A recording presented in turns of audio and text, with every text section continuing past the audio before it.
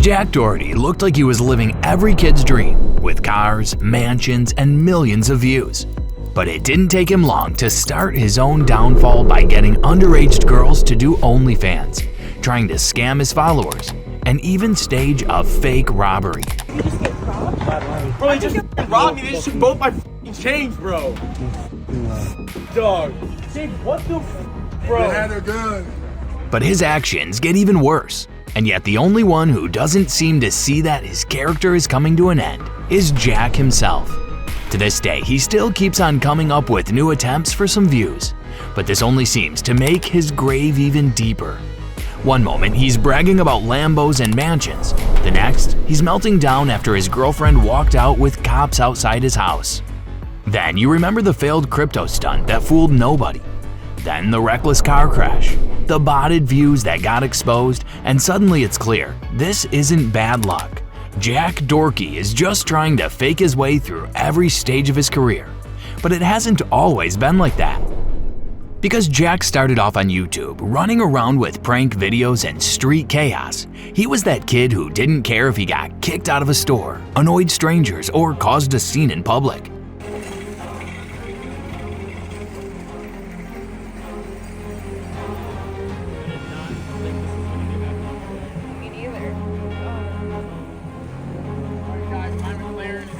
Jack went from random joking clips to pulling crazy numbers online.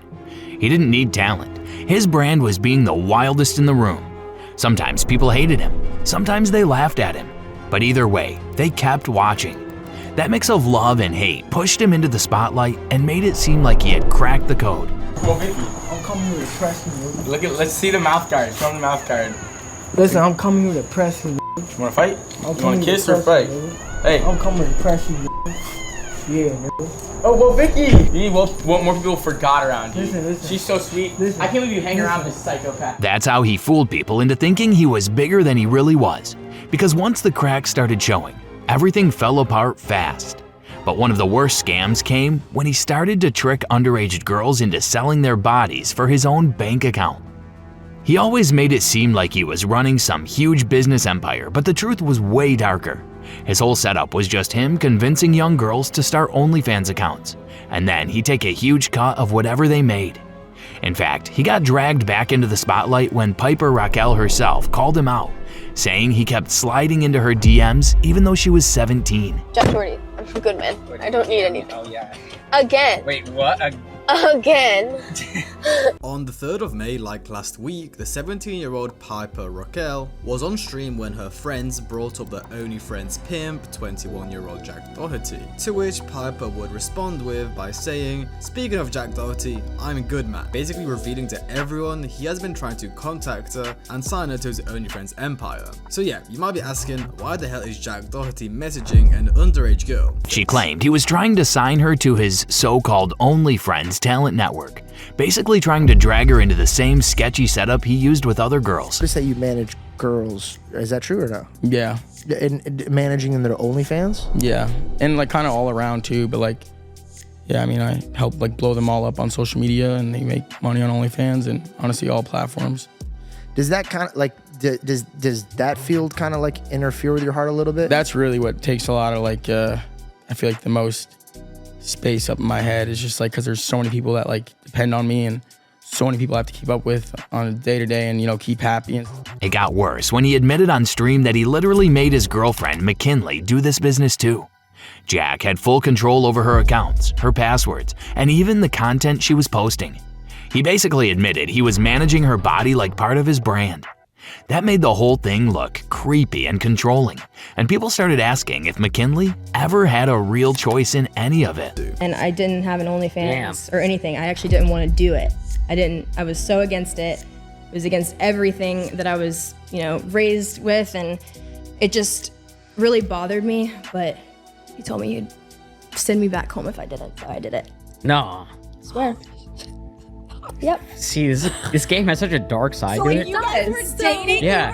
While there's no proof other than her word, the claim was enough to stain Jack's image completely. Fans started connecting the dots, seeing the control he had over her life and her work.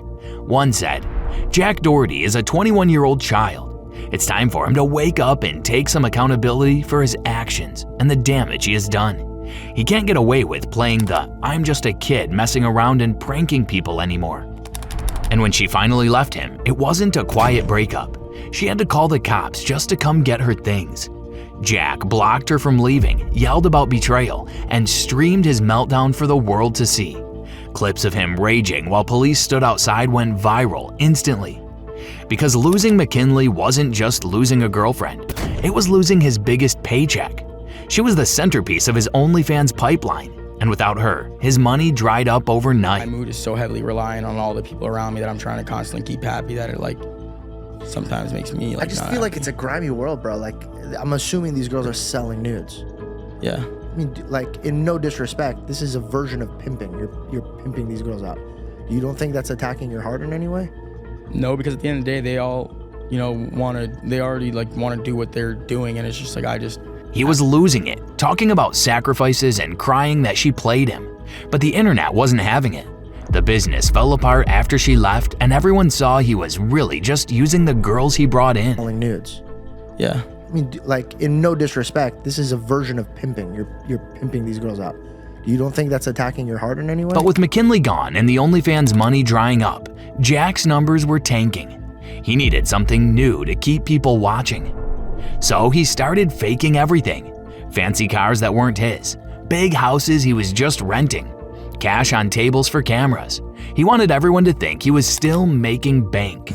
Pissed. I've tried to sell my Tesla Model X twice already. The first time was like 4 or 5 months ago, before I even bought this house. Like, I was just trying to get rid of it because I never f***ing use it ever. It just sits in my driveway all day long, all month long, all year long. Yeah, I don't need it because I have 3 Teslas. So I tried to sell it the first time, and the guy agreed to give it to me for like 70K, right? And then 2 weeks later, he brings it back and was like, sorry, I can give you like 65 for it. I'm like, dude, like, that's just so like weird. Like, yo, this one's upside down, but look at these chains, they bussin'. Like, this one right here matches the bracelet I got on right now. Let's try them on. Feels good. I'm gonna get these like size and stuff better, like might shorten them a couple links, but it's just how they come. He kept lying about how much he made, acting like he was the richest young guy out there, until he admitted he only makes 1/10 of what he used to since his breakup with McKinley, which made everyone wonder if he had ever been honest about his income, or that it was all a show. I was making $1.5 million a month. Now, I'm making probably a 1/10 of that. Like, what the fuck happened? But when the lies started falling apart, it made the rest of his scams look even nastier. People saw the fake lifestyle for what it was, and that opened the door for even bigger accusations about how he really made his money. One said his channel should be crashed down. YouTube needs to start cracking down on channels like this. He's a public nuisance and not a good look for YouTube. Time to crack down, YouTube. Because once the flexing stopped working and people started asking where all his cash was really coming from, he jumped on the next big wave, crypto. And like everything else he touched, it blew up in his face. Jack wanted to copy what a lot of other influencers were doing at the time. Crypto was hot and people were making crazy money fast. So he thought if he launched his own coin, his fans would buy in and he could ride that wave to the top. Hey, the most hated coin. Keep going. He hyped it up like he was going to change lives. He promised insane returns, told his audience this was their chance to get rich, and acted like it was the next big thing. But the truth was, the project had nothing behind it. There was no real value, no plan, no reason for it to exist other than Jack wanting quick money. As soon as it launched, people started noticing red flags. The coin dropped almost instantly and the hype died before it even got going. What was supposed to be a big win turned into a complete disaster overnight. Direct Plus said, Jack Doherty, a known live streamer, recently pulled a rug on his followers with a meme coin he hyped during his stream. After amassing investments, he sold off, causing the coin's value to plummet, and then deleted his promotional X post.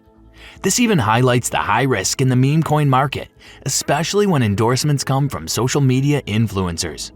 It's a reminder to approach such opportunities with caution and skepticism. Fans who trusted him and actually put money in felt betrayed. They accused him of rug pulling while everyone else gets stuck losing. Screenshots and clips spread online fast, with people showing how badly they got burned by trusting him. Let's see, bro has been called out for getting underage girls to sign OF contracts, live streamed while driving, almost killed his best friend, pretend to confront people, then cry when his bodyguard isn't around, scamming his fans. Bro needs to be exiled. Good on Kick for sticking with the permaban thus far. The backlash was massive because this wasn't just one of his dumb pranks. This was real money and people lost it because they believed in him. People started to see him as a scammer, and every time Jack tried to post, people flooded the comments, reminding him of the crypto mess. But when scamming fans didn't work, Jack turned to something even dumber, faking crimes for clout. Jack was desperate to get attention again, so he came up with an idea he thought would make him go viral. He staged a fake robbery and wanted people to believe that someone had stolen his chains. The plan was to make it look like he was in danger, so people would feel bad for him and start talking about him again. He thought playing the victim would save his career. Bro, he just robbed me. They just took both my chains, bro. Dog. Say what the bro? They had their guns. Where's yours? What the bro? Like, why don't? What the dog? Where'd they go? And bro. But the internet isn't dumb. People started noticing things in the video that didn't make sense. The way the robbery happened looked staged, and the timing was a little sketchy. Fans started to look at the details, and it didn't take long before they realized the whole thing was fake. Instead of fooling people, Jack ended up getting exposed almost right away. Fucking chains, bro. It just feels staged. I feel like it's staged. But like, where were the cameras at? People will go through all that for a clip. He got to get his money up since the money's yeah, the money is The reaction was brutal. Instead of the sympathy he had hoped for, fans and critics clowned him non-stop with comments like, "Couldn't have happened to a better person." "Smells like insurance fraud, bro. You're cooked, so you're doing anything for money. Hope you get caught." They joked about how badly the stunt was and dragged him for being so desperate. But the worst part is that the risk was for nothing because the video didn't even blow up like he hoped. It only showed the lengths Jack was willing to go just for attention. But when the fake crimes couldn't save his channel too, he had to get his views another way. Because Jack's next move to try and stay relevant was to fake his success. He started using bots on his streams and videos. He paid for fake viewers, fake likes, and fake comments just to make it look like tons of people were still watching him. Out of nowhere, his numbers would suddenly go up, but the hype around him in real life didn't match those numbers at all. And everybody could see it. In fact, other creators began pointing out how fake it all looked. It became clear that nobody actually cared about his content anymore. Here's what people said. This channel fell off hard. Fall off of the century. If Jack disappeared, would anyone cry? This destroyed his credibility completely. Jack used to brag about being the guy everyone was watching, the loud kid who could pull views anytime he wanted.